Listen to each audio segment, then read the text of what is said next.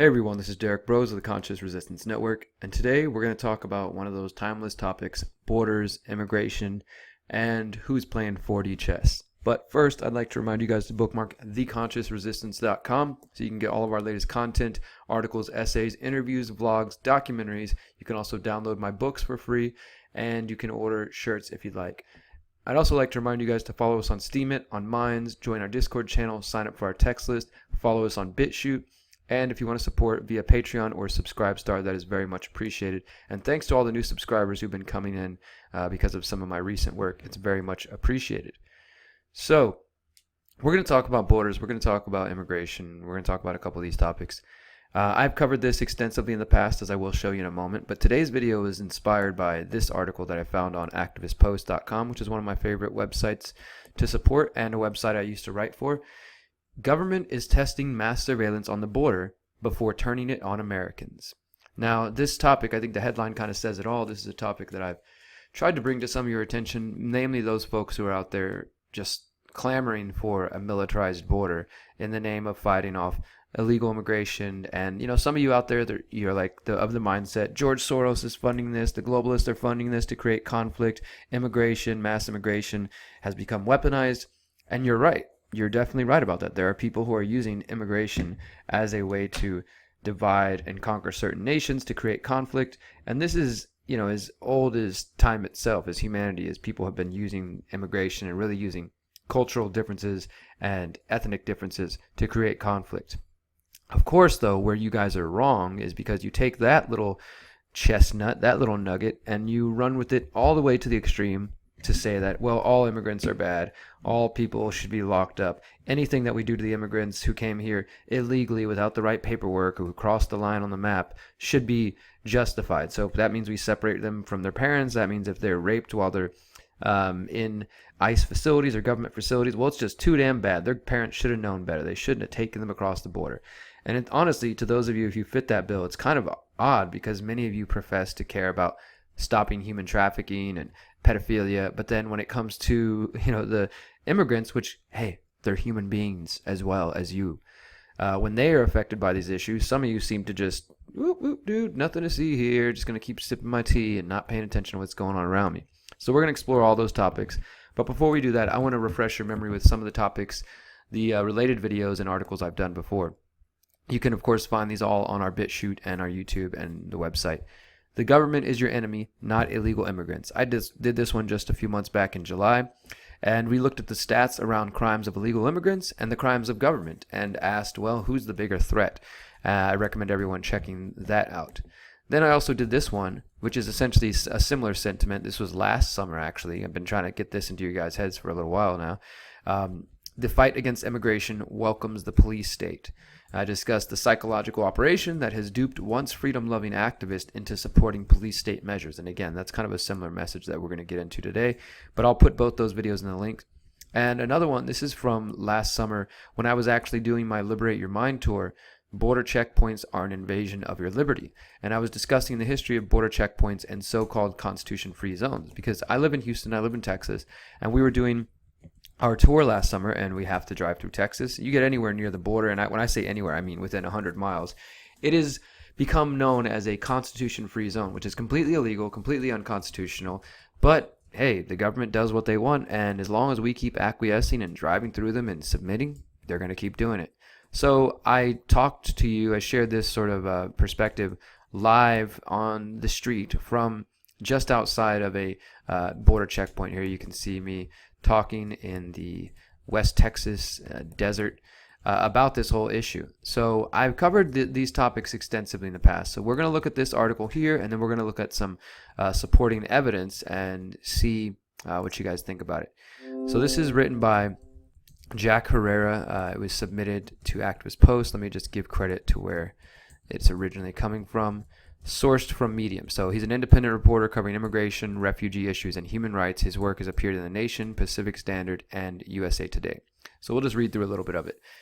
If you walk along the United States border in remote stretches of the New Mexico desert or in the grasslands between North Dakota and Canada, you might hear the buzz of what could be flying above you, a predator drone. the same vehicle that has been outfitted to drop bombs over Afghanistan and Iraq. From 5 miles away, the drone's cameras can see so well they can tell if you're wearing a backpack. If you're in the Florida Keys, you may be spotted by an altogether different set of eyes in the sky. Up 10,000 feet in the air, a football field-size Zeppelin floats with an array of cameras, sensors, and a radar system so sophisticated that it can track every car, aircraft, and boat within a 200-mile range. And if you're near the deserts of southern Arizona, it won't be hard to notice the 160-foot towers that rise up from the sandy landscape, equipped with advanced thermal imaging that can sense your exact movements from over 7 miles away. Because large portions of the border are so remote, and because U.S. citizens seem more willing to endorse surveillance programs that specifically target non-citizens, that's some of you in this audience, American borderlands have become a testing ground for cutting-edge surveillance technology. To call this technology Orwellian would be anachronistic, which, it's outdated. It's a little passé because Orwell couldn't have even imagined that these kinds of systems would be put in place. And even as privacy hawks on the left and the right warn about the government's embrace of surveillance tech, it's been impossible to stop the fast accelerating development of new infrastructure.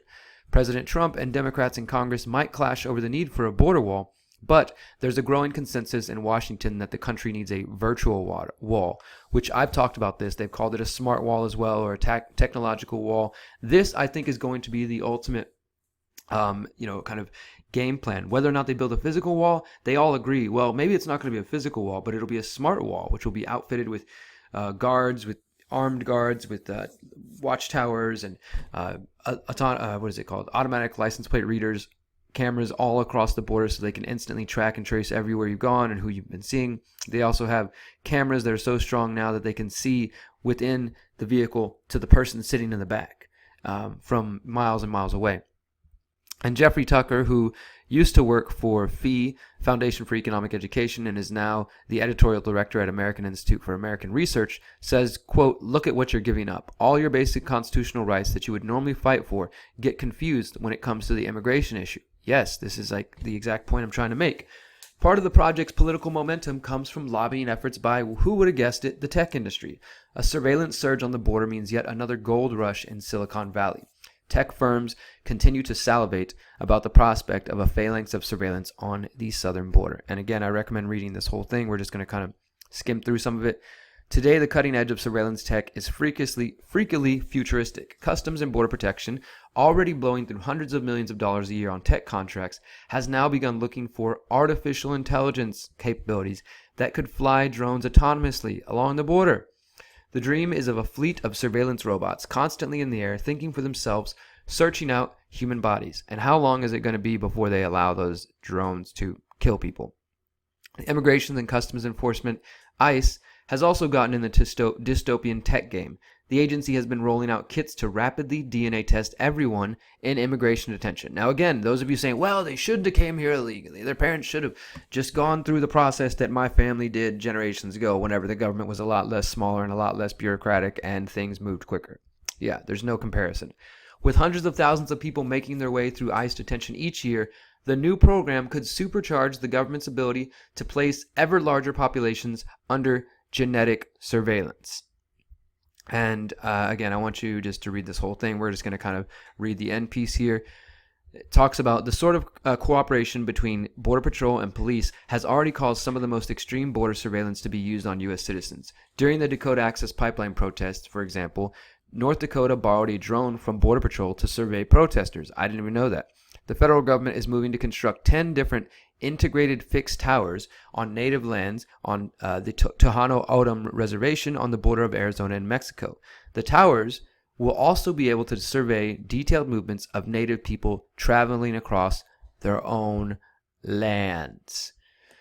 Yeah. Now here's a few other headlines that might make you feel good about those who are pushing to go after those damn immigrants. The Mexicans are taking our jobs and we're afraid of the Muslim invasion. Soros is funding it. Yes, like I said, there's some truth to that. But this is the real 4D chess. Donald Trump is not playing 4D chess by launching more war to somehow defeat the deep state. He's just a warmonger like the rest of them. But in this case, the 4D chess move is this. You get people so concerned about the coming invasion of Mexicans and Muslims that they're willing to give up their freedoms that only 3 years ago they were fighting for during the Obama administration. And now many of you are more than happy to turn a blind eye and a deaf ear to the loss of liberties that is taking place along the border, as long as it's in the name of fighting so-called illegal immigrants and, saving your jobs and that kind of thing. But let's take this in an objective way and look at what's happening in the militarization of the border. We just went over quite a few examples. I've talked about some other examples in the other videos I mentioned. And here's some more headlines. Trump wants ICE and FBI to collect refugees' DNA. The Trump administration is planning to collect DNA samples from asylum seekers and other immigrants arrested to add to a massive FBI database used by law enforcement hunting for criminals. Now, of course, if that's all you read, you assume, well, they must be criminals, right? So yeah, we should take their DNA. If you've ever been arrested in the United States, they have taken your DNA, whether through fingerprints or something else, and you really can't do much about it. People have tried to fight it in court, and because of that, now the FBI has this massive database, not only of our DNA, but of our facial print, facial recognition, face print, and guess what? It's secret, and we can't know anything about it. So now they're going to expand this even further. Check this one out. Feds admit, this is just last week, that 1,250 more immigrant children were separated from parents. The federal government likely separated an additional 1,250 immigrant children from their parents at the U.S.-Mexico border before formally announcing its zero-tolerance immigration policy, a Health and Human Services official told a federal judge last Friday. Health and Human Services Commander Jonathan White told U.S. District Judge Dana Sabraw he believes a final accounting would show at least 1,250 additional kids have been separated from their parents. The additional separations will likely be confirmed before an October 25th deadline. The government had 6 months to account for all additional families. So you've got kids missing. Now, for those of you who've been investigating Epstein and the Clintons and pedogate and things like that, how many times have foster kids come up in there? Think about Haiti, think about other places. What do you think is going to happen to these immigrant children who nobody's fighting for, who get lost in the system and end up shipped wherever the hell the government wants them, separated from their families? I guarantee you we're going to look back on this time and see that this separating of families and this fight against immigration led to the molestation and the trafficking of all kinds of more children. So if you care about it, then you should probably be, raising the alarm bells on this one too. Just because it's immigrants doesn't mean you can't be compassionate. And here's another one for those of you who need a little more evidence. Bipartisan watchdog blasts Trump administration on border policy. Bipartisan, that means both parties. Now, both parties are corporate and they're full of shit, but this just tells you. A bipartisan federal watchdog issued a scathing condemnation of U.S. immigration policies Thursday, citing a laundry list of human and civil rights violations along the southern border, including lack of adequate food, overcrowding, and illness. The U.S. Commission on Human Rights report, Trauma at the Border, the Cost of Inhumane Immigration Policies, examines the fallout from increasingly restrictive and punitive policies under the administration of Donald Trump. Now, before we go any further and somebody's getting ready to furiously type, these policies started under the Obama administration. You're right, they did. And look, I just did a find, control, search Obama. In this article, they fail. They don't mention that, hey, they should mention, I think, that many of these policies did start under the Obama administration and that Obama did deport a lot of people. But that doesn't take away from the fact that under the Trump administration, it's getting worse. And that's how this policy works, guys. Don't you get it? It goes from Clinton to Bush to Obama to Trump, and nothing changes. This is part of the system. And every single presidential candidate running against Trump or Trump himself aren't going to do anything significant to change. They're going to keep people fighting, arguing, and dividing while things get worse. The commission found that under the Trump administration, more than 14,000 children have been held in detention, an all-time high. One key reason is that the current policy requires background checks, including immigration status, for anyone who claims or takes responsibility for a detained child. Previous administration allowed relatives to pick children up with less scrutiny, which might not necessarily be a good policy either. Policies that have degraded the human rights picture included zero tolerance, family separations with no plan for reunification, metering, and removing domestic violence as a basis for asylum. The report is based on immigrant interviews, government investigations, media reports, and eyewitness accounts. It does not contain any information from the relevant federal agencies because, they say, regretfully, they did not respond to our discovery requests. So they tried to get more detailed information from the feds. The feds didn't provide any data. They refused to participate. So, just a little bit of background on what's going on. We got border policies getting worse under the Trump administration. We got thousands of kids getting separated from parents and ending up who knows where.